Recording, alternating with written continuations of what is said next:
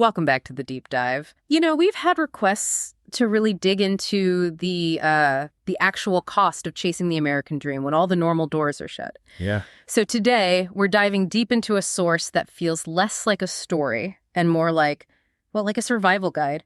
It's the true account of a man named Yalçın making this incredibly dangerous journey from Turkey all the way to the Rio Grande. And this deep dive, it's really about the accounting, isn't it? We're not getting into the border politics here. Yeah. We want to track the price, financial, emotional, physical. Mm-hmm. What does survival actually cost?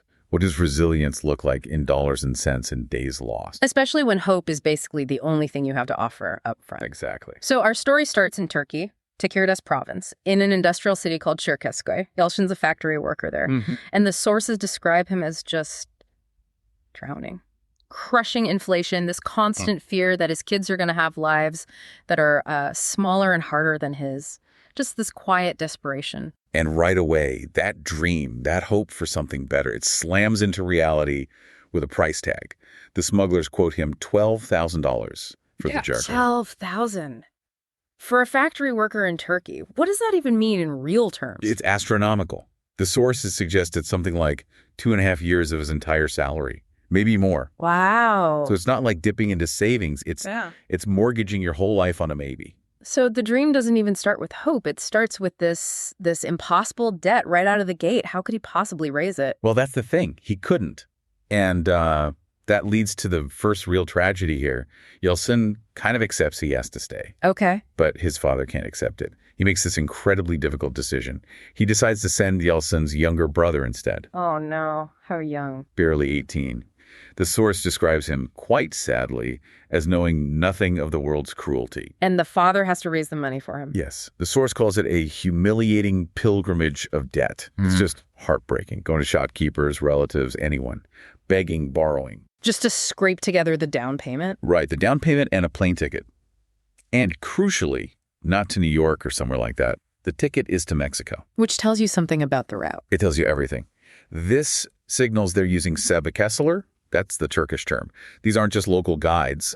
They are organized transnational smuggling rings, often dealing with migrants from, Asia, Africa, the Middle East, people taking these very long, very dangerous routes through Latin America. They sell the risk, not a guarantee. And the source says the departure for this young kid, it felt like a funeral. He's excited, naive, maybe. Yeah, full of excitement. But the father sees it differently. He saw his son as a sacrifice offered to the family's hope. The weight on this young man. Yeah. It's immense. And how long did that hope last? 36 hours. That's it. What? The call comes. His brother is frantic, totally broken. He says he was arrested, but not by U.S. Border Patrol, but the real Very Mexican. Yes. He describes spending 4 horrific days in, well, he just called it that. Yeah. That place. Some kind of jail, maybe just a hole. Oh, God. And being threatened. They told him they'd hand him over to the cartel. So he just wanted out? Completely. His plea was simply, I just want to come home. And that $12,000, just gone, evaporated into debt. Nothing to show for it. That failure must have been just crushing for the family. Did the Sebekesseler, the smugglers, offer anything back, given he was caught almost immediately? Oh, absolutely not. No way. When the father confronts the smuggler, burdened by this huge debt, the response is ice cold. What did he say? Basically, you sent a lamb to do a lion's job. Yeah. And then he adds in Turkish, abisi varken. Which means? When his older brother was right here. Wow. Blaming the family. Completely. It's ruthless. The fault in their logic lies with the family for sending someone who wasn't tough enough. So the failure itself just becomes this massive debt hanging over them before Yalçın even considers going. And that must have been the moment for Yalçın. That's the trigger. He steps forward immediately. It's not even really about the American dream anymore, is it? No, it sounds like it's about honor, family honor, erasing this suffocating debt. Precisely. The failure has to be paid for. But there's a slight concession from the smuggler. They make a new deal. Yalçın only has to pay for the new transport costs and the new flight, not the full original fee again. Still, the pressure on him now must be unbelievable. Oh, it's totally different. His brother was naive, maybe excited. Yalçın is driven by shame, by sheer determination. And the source captures his departure. Yeah, it talks about these agonizing lasts with his family, trying to memorize the sound of his 4-year-old daughter's laugh. holding his baby, just 6 months old, for hours. How do you even do that? Trying to figure out how to lie to his oldest daughter about when he'd be back. It's the raw cost right there. The intentional abandonment, even if it's for them. Yeah. So when he finally leaves, June 19th, 2022, with 5 other men from his town, the mood is different. Very different. Quiet. Sober. Not like his brother's departure. And Yalçın, looking out the plane window over Mexico City, the source says he just thought he would not fail. He could not. That resolve, I mean, how quickly is it tested? Instantly. The moment the plane lands in Mexico City, the financial bleeding starts right there on the tarmac. Yeah. They're treated like cargo. They haven't even left the airport property. Barely got their bags. First shakedown. They need a taxi to the hotel the smugglers designated. A short ride, maybe $5 normally. Okay, so what did it cost them? The driver looks at the 6 of them and demands $80 each. 80 each for a $5 ride? How? They protest, of course. But the driver just nods towards the federales, the federal police standing nearby. The threat is implied. Completely. Pay up or deal with them. So that quick taxi ride cost the group $480. Unbelievable. That's the welcome to Mexico. That's the proof of concept. Yeah. You are now on a highway of extortion, and right after that, Yalçın loses his small safety net. He gets separated from the 5 guys from his town. It's based on his specific payment arrangement with the smugglers. Suddenly, he's with a group of total strangers, Central Americans, Afghans, others. His connection back home, gone. Okay, so he's alone, essentially. What's the next step? Heading north? Yeah, towards the border. The next leg is a 7-hour van ride into the Chihuahuan Desert, heading to Juarez, and there's another fee. Of course there is. How much this time? $300 per person. Yeah. Just for the van ride. And the justification for that price. Chilling. The driver doesn't talk about gas or his time. He just tells them, we'll see who finds you first, the federales or the sicarios. He's literally selling them their odds of survival against corrupt cops or cartel gunmen. Exactly. And the corruption isn't hidden, it's systematic. The 7-hour drive, it's interrupted by police roadblocks. Plural. More than one. 2 separate checkpoints. Both times, officers get on the van, look everyone over, and demand $100 each. Just a bribe to pass. Yep. The driver just shrugs, calls it tax time, like it's normal. Okay, let's just add that up for Yalçın. $80 for the taxi. $300 for the van. $200 in roadside police bribes. That's $580. $580 per person. Just for a few hours of travel within Mexico. And this is the key insight Yalçın has, according to the source. He realizes that first $12,000 he owed the smuggler. That was just the cover charge. That was just the entry fee to get into this whole corrupt ecosystem. The real money, the constant drain, happens along the way. It's like a subscription plan for misery. So the system isn't just failing people, it's designed to bleed them dry. Seems like it. The gatekeepers just change uniforms from smuggler to police officer, but the goal is the same. Extract money. So after all this, the van finally stops. Where are they? Middle of nowhere, a desolate stretch of highway. And they get their last instructions, terrifying ones. Which are? Run. Run 1 kilometer straight across the brushland to the ditch. That's what they call the Rio Grande. The Mexican police patrol this area heavily. If you're caught on this side, they can shoot you. They can kill you. No questions asked. That's what they're told. So it's literally life or death, freedom or failure, separated by 1 kilometer of running. It's the final, desperate moment. The source calls it a desperate panic sprint. Just pure adrenaline and fear. It goes wrong, doesn't it? Yeah, they're close. Maybe 50 meters from the river. And then they hear it. A patrol truck, engine revving, coming off the road, bumping across the terrain. Oh, no. Headlights sweep across them, pinning them down. Then the shout, pull in seat! And then the sound nobody wants to hear. Yeah. That cold, metallic clack-clack of a round being chambered into a rifle or shotgun. They're caught. What does Yalçın do? And Osaka grabs him. Right at the water's edge, like 1 foot away from the river. It's over. But he does something totally impulsive, purely survival instinct. He thinks, according to the source, my only option was to grab the cop and throw us both into the water.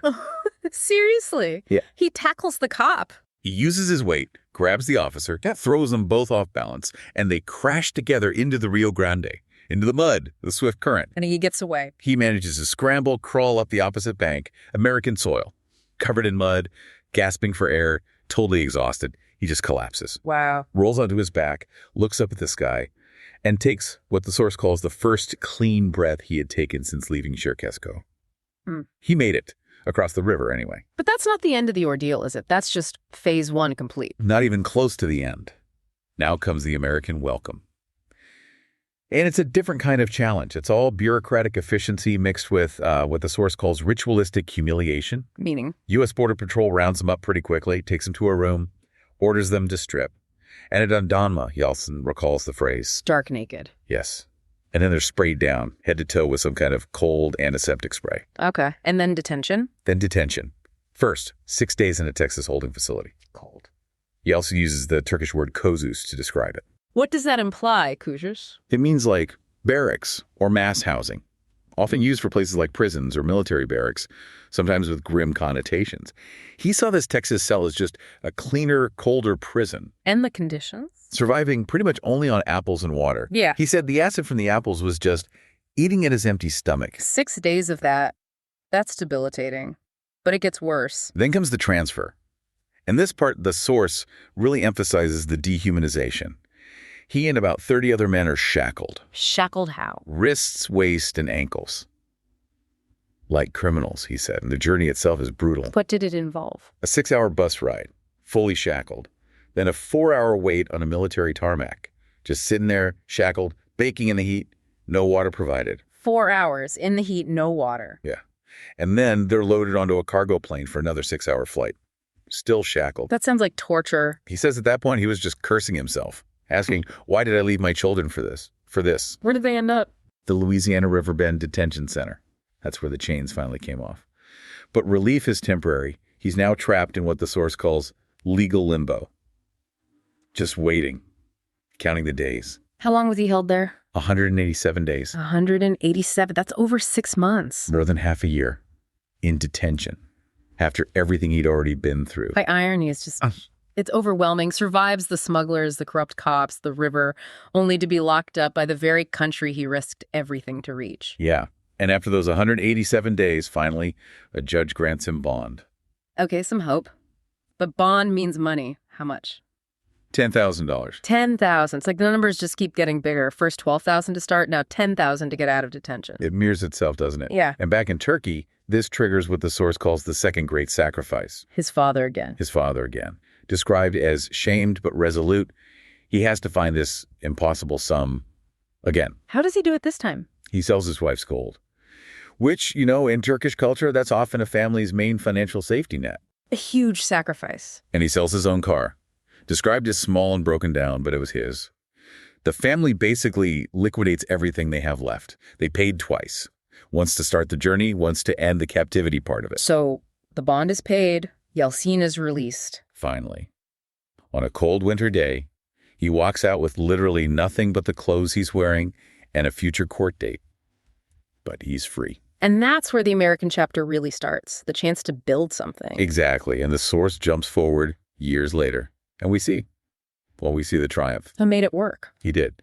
He's now a supervisor in a warehouse in New Jersey, wearing a navy blue polo shirt, the source notes. A symbol of stability, maybe? Perhaps. He worked relentlessly, lived incredibly frugally, sent every spare dollar back home. Did he pay off all the debts? Everything. The $10,000 bond, the original $12,000 smuggling debt, and more. He saved enough to buy his family a brand new apartment back in Çerkezköy. Wow. So he secured their future, even from afar. That was the goal, wasn't it? The source mentions him looking at his hands, noting they are calloused from work, not from chains. That's powerful. By every measure, the source concludes he became the man he crossed a desert and a river to become.